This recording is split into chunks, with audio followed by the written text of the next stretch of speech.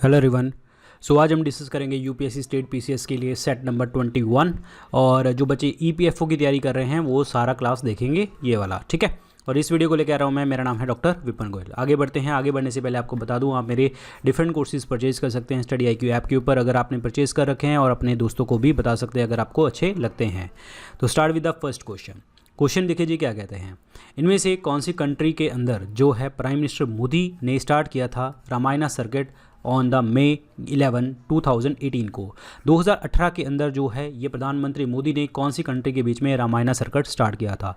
Actually ये circuit जो है ये स्वदेश दर्शन स्कीम के अकॉर्डिंग, स्वदेश दर्शन स्कीम के अकॉर्डिंग जो है स्टार्ट किया गया था, जो आपका रिलीजियस टूरिज्म प्रमोट करता है between the India and the Nepal, India और नेपाल के बीच में। आंसर इसमें क्या बनेगा, सी ऑप्शन बनेगा। और इस जो इसके अंदर जो है हमारे 15 जो है डेस्टिनेशन है, 15 जगहें हैं जो आपका रामायणा सर्किट के अंदर आती हैं अंडर द स्वदेश दर्शन स्कीम। और इस स्वदेश दर्शन स्कीम के अंदर वो 15 स्टेशन कौन कौन से हैं वो मैं आपको दिखा देता हूँ। ये between the India and the Nepal. And ये 15 स्टेशन कौन कौन से हैं, आपका अयोध्या है, नंदीग्राम है, श्रृंगवेरपुर है, चित्रकूट है, और सीतामढ़ी है, बक्सर है, दरभंगा है, चित्रकूट है मध्य प्रदेश वाला, जगदालपुर है छत्तीसगढ़, महेंद्रगिरी उड़ीसा, नासिक नागपुर, और भद्राचालाम और Hampi. Then last is the Rameswaram जो आपका तमिलनाडु है। एंड दिस इज़ द आपका पूरे के पूरे 15 स्टेशन हैं, और ये आपका बात करता है रामायणा सर्किट के अंदर। तो this is very important part, clear,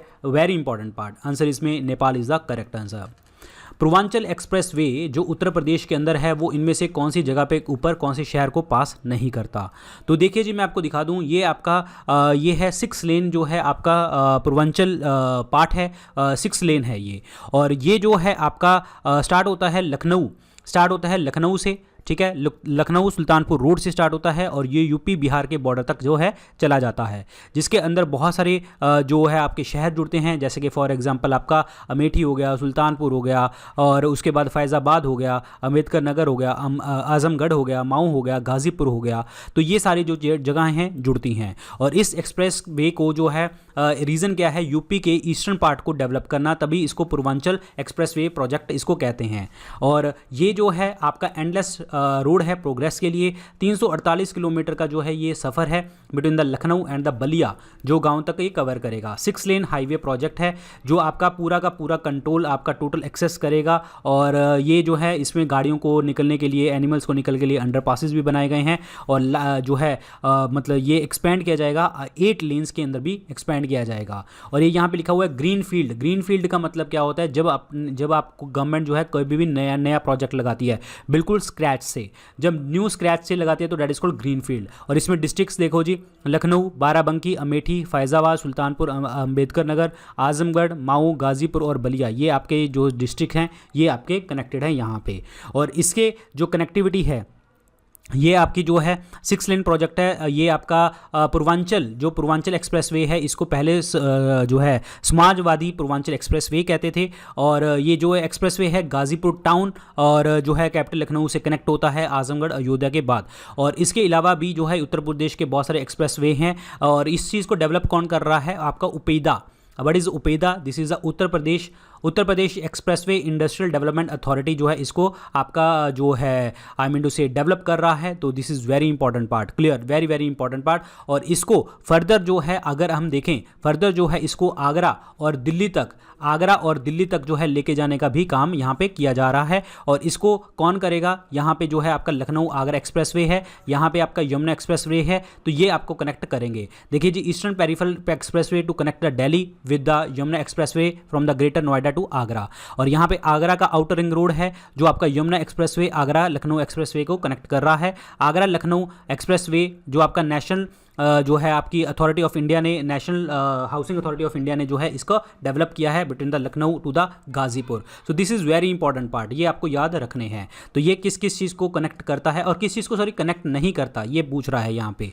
तो यहाँ पे देखिए जी, कनेक्ट नहीं कर रहा तो बस्ती को कनेक्ट नहीं कर रहा, फैज़ाबाद, आजमगढ़, माऊ को तो कनेक्ट कर रहा है। आंसर इसमें बी ऑप्शन बनेगा correct answer. B option is the correct answer. B option Basti is the correct answer. अब यहाँ पे कुछ पॉइंट्स देखिए जी, ये आपके पूछ रहा है कि ये सही है या गलत है। असर्शन रीजन का क्वेश्चन है। पहला देखिए 1946 Muslim League withdraw its acceptance of the cabinet mission plan. जो है मुस्लिम लीग ने विड्रॉ कर लिया था एक्सेप्टेंस को, ये बिल्कुल सही है, उसने कैबिनेट मिशन प्लान की बातें नहीं मानी थी।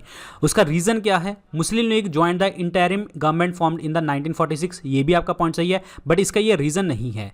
पहली बात तो मुस्लिम लीग ने जो है कैबिनेट मिशन प्लान की बातें एक्सेप्ट नहीं करी थी। कैबिनेट मिशन प्लान को 3 लोग लीड कर रहे थे, पैथिक लॉरेंस जो इसका सेक्रेटरी ऑफ स्टेट था, एवी अलेक्जेंडर थे यहाँ पे, और स्टैफर्ड क्रिप्स, ये 3 लोग थे।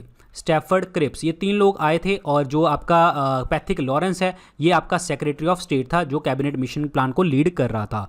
और इस प्लान ने मुस्लिम लीग ने जो है इसको बायकॉट किया था, और बाद में इंटरिम गवर्नमेंट को इन्होंने एक्सेप्ट भी कर लिया था। इंटरिम गवर्नमेंट को एक्सेप्ट इसलिए किया था क्योंकि जो आपके लॉर्ड वेवल थे उनके कहने से, उनकी रिक्वेस्ट करने पर मुस्लिम लीग ने ज्वाइन किया था। 5 लोगों ने इसको ज्वाइन कर लिया था। और जो है इसके ऑब्जेक्टिव क्या थे कैबिनेट मिशन प्लान के? कैबिनेट मिशन प्लान के ऑब्जेक्टिव ये थे कि हाँ, जो आपका एक एग्रीमेंट होना चाहिए between the Indian leaders to framing the constitution of India, यानी कि कॉन्स्टिट्यूशन ऑफ इंडिया को फ्रेम करने के लिए। और इन्होंने कॉन्स्टिट्यूशन मेकिंग बॉडी भी बनाई थी, कॉन्स्टिट्यूशन असेंबली जिसे आप कहते थे। और आपका executive council with the support of the Indian parties, Indian party और एग्जीक्यूटिव काउंसिल के अंदर जो है आपके इस्टेब्लिश करना, एक काउंसिल इस्टेब्लिश करना का पार्ट यहाँ पे किया गया था। और कांग्रेस पार्टी जो है वो चाहती थी क्या? स्ट्रॉन्ग पावर चाहती थी सेंटर के अंदर, सेंटर स्ट्रॉन्ग चाहती थी, और मिनिमम पावर चाहती थी आपके प्रोविंसेस के अंदर मिनिमम पावर चाहती थी। लेकिन मुस्लिम लीग चाहती क्या थी कि हाँ, ये मुस्लिम्स का जो है आपका सेफगार्ड इंटरेस्ट प्रॉपर तरीके से रखा जाए, और इस तरीके से इन्होंने बातें यहाँ पे करी थी, और मुस्लिम लीग की बातें एक्सेप्ट नहीं करी गई थी। इसीलिए जो क्वेश्चन का आंसर बनेगा वो बनेगा B option, that is assertion and reason जो है वो ट्रू है, but R is not the correct explanation of A. Answer इसमें बी ऑप्शन बनेगा करेक्ट आंसर। और जो प्रोविंसेस थी आपके 3 हिस्सों में डिवाइड करी गई थी वो ये थी, देखिए जी, group A, group B, group C, इनमें डिवाइड करी गई थी प्रोविंसेस, प्रांत ऐसे डिवाइड किए गए थे, Madras central province, UP, Bihar, Bombay, Orissa. और ग्रुप बी में Punjab, Sindh, north west frontier province और बलूचिस्तान। ग्रुप सी में बंगाल एंड असम। ये ऐसी प्रोविंसेस डिवाइड करी गई, और सेंट्रल गवर्नमेंट जो है दिल्ली के अंदर इस्टेब्लिश करी गई, और पावर्स जैसे डिफेंस, फॉरेन अफेयर्स, कम्युनिकेशन और करेंसी, ये सारी सेंट्रल गवर्नमेंट को पावर दी गई, और जो रेस्ट पावर हैं वो आपकी प्रांतों को मिल जाएंगी। तो ये सारी की सारी यहाँ पे बातें करी गई थी। और ये प्लान जो है एक्सेप्ट नहीं किया था, किसने एक्सेप्ट नहीं किया था? ये मुस्लिम लीग ने एक्सेप्ट नहीं किया था बाद में, लेकिन 5 मुस्लिम लोग जो है वो आपके इंटरिम गवर्नमेंट में आ गए थे। तो this is very important part. इसी कारण जो बाद में इन्होंने 16 अगस्त, मोहम्मद अली जिन्ना ने 16 अगस्त 1946 को इन्होंने डायरेक्ट एक्शन डे से मनाया। डायरेक्ट एक्शन डे का मतलब क्या था? सीधा लड़ाइयाँ करें, और पूरा का पूरा देश में दंगे फैल गए थे, जिसमें इन्होंने बोला था लड़के लेंगे पाकिस्तान। इन्होंने पाकिस्तान किसी भी हालत में लेना था, तो इसीलिए पूरी जगह के ऊपर झगड़े होने लगे और दंगे होने लगे। और बहुत सारे दंगे जो है कम्युनल जो है आपका राइट्स बहुत इंडिया में देखने को आपको मिले। पहला जो राइट देखने को मिला था वो कैलकाटा में देखने को आपको मिला था। और this is very important part, clear. और बहुत जगह के ऊपर फैला। और एट द एंड जो अगर मैं बात करूं कि जब इंडिया आज़ाद हो गया, तो इंडिया में आज़ाद में सब जगह एक सब लोग इन्वॉल्व थे आपकी सेलिब्रेशन में। लेकिन महात्मा गांधी कहाँ पे थे? महात्मा गांधी कैलकाटा के अंदर, कैलकाटा के पास एक नौखाली डिस्ट्रिक्ट लगता था, उसके पास वहाँ पे हिंदू मुसलमान के झगड़े निपटा रहे थे। तो दीज आर द जो पॉइंट से बने थे जो मुस्लिम लीग, इसलिए इन्होंने ज्वाइन नहीं किया था। 5 लोगों ने ज्वाइन किया, लेकिन इन्होंने विड्रॉ किया था, इससे आपका संबंध विड्रॉ किए थे। नाउ द क्वेश्चन इज, इनको क्रोनोलॉजिकल ऑर्डर में लगाना है आपके इन सीक्वेंसेस को कि कौन कौन सा कब कब बना। हंटर कमीशन की बात करें तो 1882 में आपकी हंटर कमीशन बना था। वुड डिस्पैच की बात करें तो 1854 में था। सैडलर कमीशन की मैं बात करूं तो 1917 में था। और सर्जेंट प्लान की बात करें तो 1944 में था। तो इसका आंसर क्या बनेगा? आपका क्रोनोलॉजिकल ऑर्डर में लगाना है। तो पहले पॉइंट बनेगा आपका सी, और उसके बनेगा ए, उसके बाद बनेगा बी, देन बनेगा डी, CABD। तो आंसर इसमें डी ऑप्शन बनेगा, करेक्ट आंसर बनेगा। अब बात करते हैं यहाँ पे वुड डिस्पैच की। तो वुड डिस्पैच जो था 1854 में आया था, और इसका जो मेन एम था वो वेस्टर्न एजुकेशन को प्रमोट करना था। और जो एम्फेसाइज कर रहे थे ये आर्ट्स में, साइंस में, फिलॉसफी में, लिटरेचर में विश्वास करते थे। और इंग्लिश को आपका एज ए हायर मीडियम के यहाँ पे बातें करी गई थी। हंटर कमीशन की अगर मैं बात करूँ 1882 में बैठा था, और इन्होंने जो है प्राइमरी एजुकेशन के ऊपर बात करी थी। प्राइमरी एजुकेशन के ऊपर स्ट्रेस देने की बात करी थी लॉर्ड लिटन के टाइम पे। और प्राइमरी एजुकेशन जो है वो आपका मदर टंग में होना चाहिए, ये इन्होंने बातें यहाँ पे करी थी। और उसके बाद जो है आपका सैडलर कमीशन 1917 का, और इन्होंने बात करी थी इंट्रोडक्शन ऑफ ऑनर कोर्सेज, जो आपके बीए ऑनर कहते हैं ना, ऐसे कहते हैं, ऑनर कोर्सेज की बात करी थी। और ये जो जितने भी पास कोर्सेज है वो यहाँ से डिफरेंट होंगे, ये इन्होंने बात करी थी। और उसके बाद है आपका सर्जन प्लान 1944 का। इन्होंने बोला था कि जो आपकी प्री प्राइमरी एजुकेशन होगी, प्री प्राइमरी एजुकेशन होगी, वो उसकी एज होनी चाहिए 3 से 6 साल के बच्चों तक की, ये यूनिवर्सल होनी चाहिए, कंपलसरी होनी चाहिए, और आपकी फ्री एजुकेशन होनी चाहिए। और 6 to 11 इन्होंने बोला था जूनियर बेसिक, 11 to 14 बोला था सीनियर बेसिक, और इस तरीके से आपके स्कूलों में ये करी गई। और इन्होंने बोला था कि मदर टंग आपका जो है मीडियम होना चाहिए हाई स्कूल्स के अंदर। तो ये यहाँ सारी की सारी यहाँ पे बातें करी गई। और मैं कुछ आपके कमीशंस और भी आपके पीडीएफ में डालूंगा, उसको आप पढ़ लेना, सारे के सारे कमीशन, ठीक है। तो इस क्वेश्चन का आंसर क्या बनेगा, CABD is the correct answer, CABD। अगला क्वेश्चन देखिए जी क्या कहता है, अभिनव भारत सोसाइटी जो है आपकी कौन सी ऑर्गेनाइजेशन के द्वारा जो है फाउंड आउट करी गई थी। अभिनव भारत सोसाइटी 1904 के अंदर, और ये आपके VD सावरकर जी द्वारा, विनायक दामोदर सावरकर द्वारा जो है इस्टेब्लिश करी गई थी। आंसर इसमें बी ऑप्शन बनेगा। और ये जो आपकी एसोसिएशन है, ये आर्म्ड रेवोल्यूशन के साथ, यानी कि बंदूकों के साथ डील करती थी, और ये असेसिनेशन, बहुत सारे लोगों को असेसिनेशन भी इन्होंने किया था। और आंसर इसमें क्या बनेगा, Vinayak Damodar Savarkar is the correct answer, VD Savarkar is the correct answer. अब यहां पे लिखा हुआ है जी भगत सिंह। भगत सिंह के साथ तो बहुत सारी चीजें संबंधित हैं, हिंदुस्तान सोशलिस्ट रिपब्लिकन आर्मी के साथ ये संबंधित हैं। 1928 में बनी थी, और इन्होंने जो है जो लाला लाजपत राय जी का बदला लिया था, किसको मार के, जो है आपका जो ये मारने गए थे स्कॉट को, और मारा किसको था, इन्होंने जो है स्कॉट को मारने गए थे, लेकिन सॉन्डर्स को मार दिया था। उस दिन स्कॉट एब्सेंट होता, सॉन्डर्स मिला, सॉन्डर्स को ही मारा इन्होंने। फिर उन्होंने जो है 8 अगस्त 1928 के अंदर जो है इन्होंने 29 के अंदर जो है 8 अप्रैल 1929 को इन्होंने जो है असेंबली में बम फेंका। भगत सिंह के साथ कौन थे, बटुकेश्वर दत्त थे, Batukeshwar Dutt, this is important one. Lahore के अंदर जेल के अंदर जो है इन्होंने भूख हड़ताल करी। 64th डे के ऊपर जतिन दास नाम के व्यक्ति की यहाँ पे डेथ हो गई थी। भारत नौजवान सभा जो है इन्होंने स्टार्ट करवाई थी, भारत नौजवान सभा जो लाहौर के अंदर। और वाई आई एम एथीस्ट नाम की पुस्तक भी इन्होंने लिखी थी, why I am atheist, clear, ये याद रखना। वरिंदर कुमार घोष जी की बात करते हैं तो ये आपका इन्होंने एक पेपर लिखा था युगांतर एक आपका वीकली पेपर था बंगाली लैंग्वेज में। पुलिन बिहारी की बात करते हैं तो पुलिन बिहारी जो है ढाका के अंदर अनुशीलन समिति, इनके फाउंडर प्रेसिडेंट थे, ढाका के अंदर अनुशीलन समिति के। तो ये भी आपकी रेवोल्यूशनरी ऑर्गेनाइजेशन है। तो आंसर इसमें बी ऑप्शन बनेगा, Vinayak Damodar Savarkar is the correct answer, Vinayak Damodar Savarkar. Vinayak Damodar Savarkar जो है 1883 में क्रिएटर ऑफ हिंदुत्व, जाने के जो आपका जो है हिंदू रीजन को जो है बात करता है, फोकस उनके ऊपर करता है। सोसाइटी अभिनव भारत सोसाइटी और फ्री इंडिया सोसाइटी जो इंग्लैंड के अंदर इन्होंने स्टार्ट करी। इन्होंने इंडियन वॉर ऑफ इंडिपेंडेंस जो आपकी इंडियन रेबेलियन के लिए जो है बुक भी पब्लिश करी, और इनको टर्म हिंदुत्व इन्होंने दिया जो हिंदुइज्म के ऊपर फोकस करता है, और which he associated with social and political communalism के साथ भी ये देखने को मिलता है। Our movement must not be limited to being against any particular law but it must be for acquiring the authority to make law itself. मतलब हमारा जो मूवमेंट है वो किसी भी एक पर्टिकुलर लॉ के लिए नहीं है, वो किसी अथॉरिटी के ऊपर है, तो कि वो लॉ जो है वो प्रॉपर तरीके से वो बनाए। तो ये चीज़ इसमें बात करते हैं।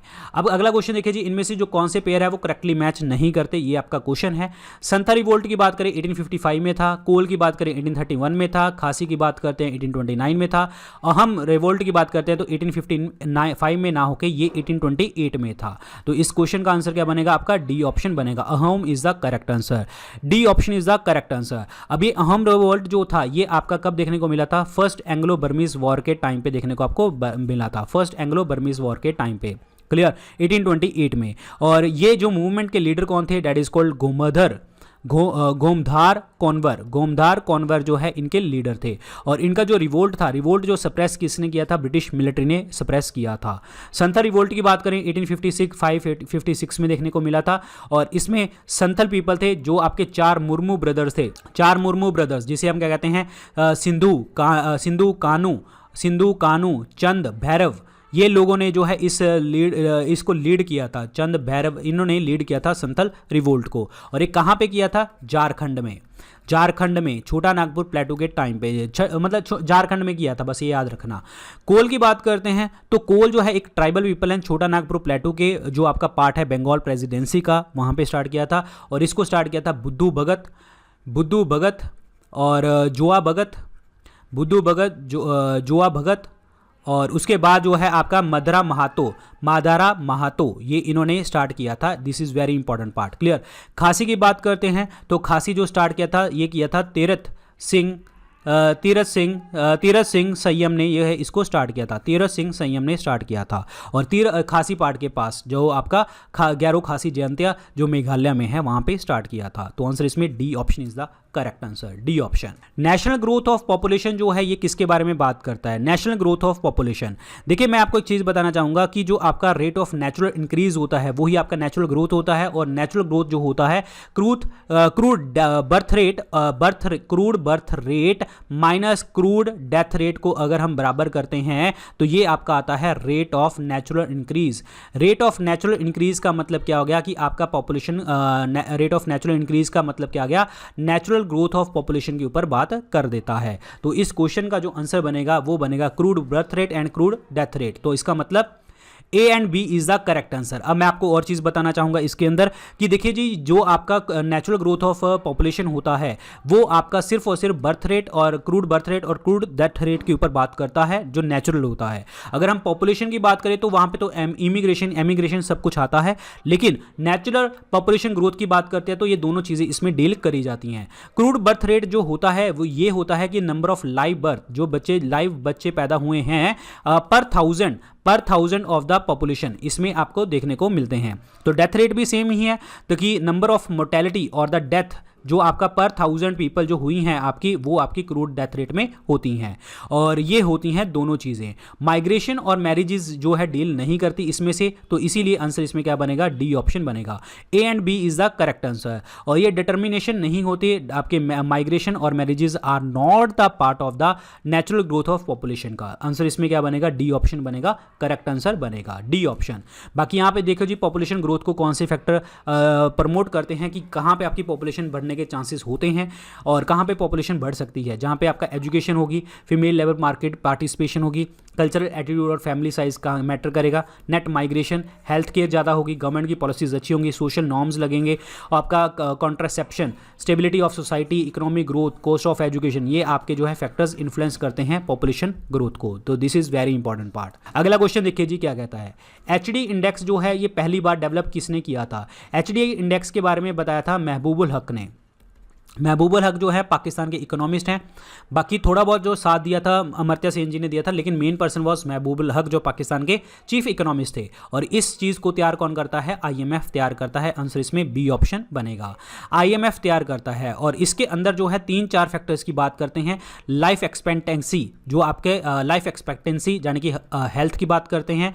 एक्सपेक्टेड ईयर ऑफ स्कूलिंग की बात करते हैं कि स्कूलिंग के ईयर्स क्या हैं। मीन ईयर्स ऑफ स्कूलिंग की बात करते हैं। और आपका ग्रॉस नेशनल इनकम की बात करते हैं, यानी कि हेल्थ, वेल्थ, एजुकेशन, इन चीज़ों की बात करते हैं यहाँ पे। तो आईएमएफ इसमें डील करती है। वेरी वेरी इंपॉर्टेंट, आंसर इसमें बी ऑप्शन बनेगा।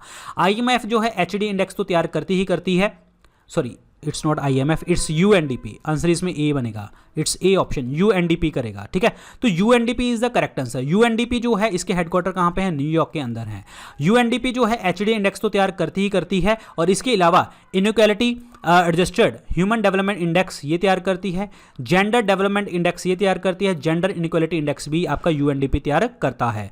मल्टी डायमेंशनल पॉवर्टी इंडेक्स भी आपका यूएनडीपी तैयार करता है। तो आंसर इसमें ए ऑप्शन बनेगा। आईएमएफ की अगर मैं बात करता हूं तो आईएमएफ जो बात करता है वर्ल्ड इकोनॉमिक आउटलुक के बारे में, वर्ल्ड इकोनॉमिक आउटलुक के बारे में बात करता है ये। ठीक है, ये रिपोर्ट देता है।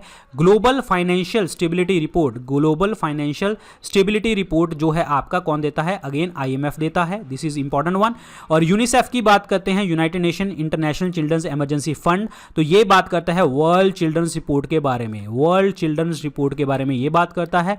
United nation conference on trade and development की बात करें तो ये बताता है हमें वर्ल्ड इन्वेस्टमेंट रिपोर्ट के बारे में, the trade trade and development report के बारे में ये बात करता है। UNCTAD के हेडक्वार्टर जिनेवा के अंदर है, यूनिसेफ के हेडक्वार्टर न्यूयॉर्क के अंदर है, IMF के हेडक्वार्टर वाशिंगटन में है। तो इस क्वेश्चन का जो आंसर बनेगा वो बनेगा UNDP is the correct answer. UNDP is the right one.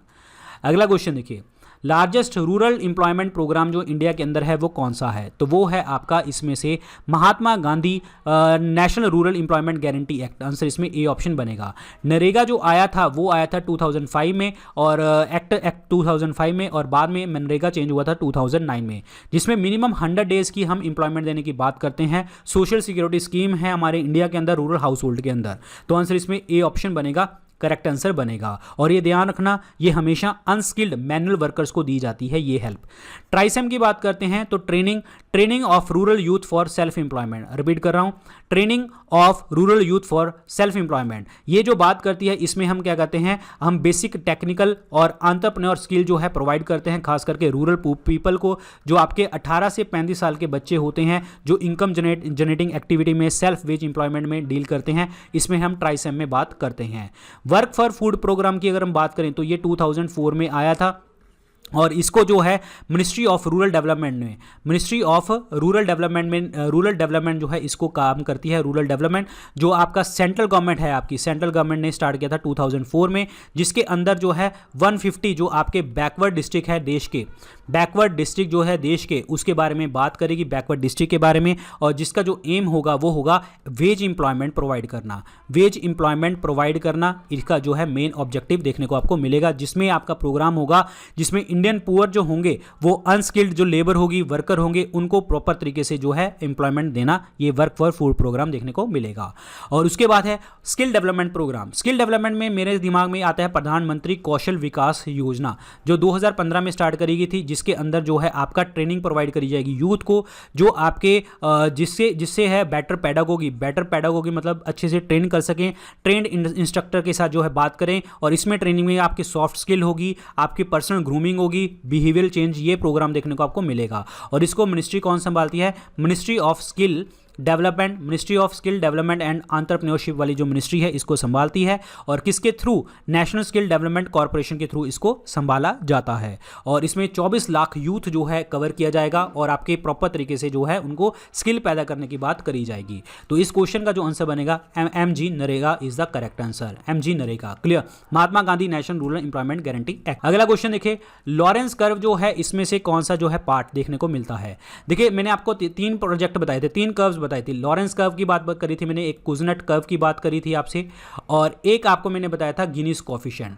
ये हमेशा 3 कॉफिशिएंट जो बात करते हैं, आपके अमीर गरीब की बात करते हैं, इनइक्वालिटी की बात करते हैं, जो इनकम के अंदर इनइक्वालिटी देखने को आपको मिलेगी, आय के अंदर असमानता की बात यहां पे करी जाती है। तो आंसर इसमें डी ऑप्शन बनेगा, करेक्ट आंसर बनेगा डी ऑप्शन। यहाँ पे देखिए जी, ये लाइन ऑफ इक्वालिटी के बारे में आते हैं। 100% इक्वालिटी, यहाँ पे जो है आपकी 0% इक्वालिटी। तो इस तरीके से आपकी लॉरेंस कर्व बात करती है। ये आपको ग्राफ कभी भी नहीं पूछेगा, आपको सिर्फ ये क्वेश्चन पूछा जाएगा कि ये बताइए कि कर्व किसके साथ डील करती है। Kuznets curve, Lawrence curve, Guinness coefficient, जो आपका इनकम इनइक्वालिटी के बारे में बात करते हैं। और उसके बाद आ जाओ अनएम्प्लॉयमेंट के बारे में। अनएम्प्लॉयमेंट जो है आपका एक आता है inflation is indirectly proportional to unemployment. Inflation is indirectly proportional to unemployment. ये बात करता है कौन? आपका फिलिप्स कर्व। फिलिप्स कर्व की बात होती है यहाँ पे, Phillips curve, this is important one, clear, Phillips curve. और ये अनएम्प्लॉयमेंट के साथ डील करता है। पॉपुलेशन ग्रोथ की बात करते हैं तो माल्थूजियन थ्योरी आपको बताई गई थी, मैंने आपको बताया था माल्थूजियन थ्योरी, जिसमें आपकी पॉपुलेशन जो है 2, 4, 8, 16, 32 इस तरीके से डेवलप कर रही है। और आपका जो खाना है, फूड जो है वो आपका ज्योमेट्रिकल पर 1, 2, 3, 4 आपका 5 इस तरीके से बढ़ रहा है। तो मतलब फूड आपका बहुत कम बढ़ रहा है और आपकी पॉपुलेशन ऐसे बढ़ रही है। तो इसके लिए पॉजिटिव चेक्स थे आपके, प्रिवेंटिव चेक्स से। पॉजिटिव चेक जैसे आपका लड़ाई हो जाए, वॉर हो जाए, एपिडेमिक फैल जाए, तो ये आपके पॉजिटिव चेक है जिसमें लोगों की अपने आप डेथ हो जाएगी। और एक आपके प्रिवेंटिव चेक होते हैं, जैसे आप लेट मैरिजेस कीजिए, ठीक है, use of condom, contraceptive pills, और जो है ऑपरेशनल टेक्निक्स बहुत सारी होती हैं। तो इस तरीके से आप पॉपुलेशन को कंट्रोल कर सकते हैं। तो आंसर इसमें डी ऑप्शन बनेगा, right answer. Inequality of income is the correct answer, clear. So guys ये है आज के लेक्चर के अंदर क्वेश्चन। बाकी और भी आपके जो लेक्चर्स होंगे वो आपको अपडेट्स मिलेंगे डॉक्टर विपिन गोयल के टेलीग्राम चैनल के ऊपर, इंस्टाग्राम के ऊपर आप मुझे फॉलो कर सकते हैं डॉक्टर विपिन गोयल के नाम से। So thank you so much guys, all the very best. अच्छे से पढ़िए, और भी बहुत सारे क्वेश्चन हम करने वाले हैं।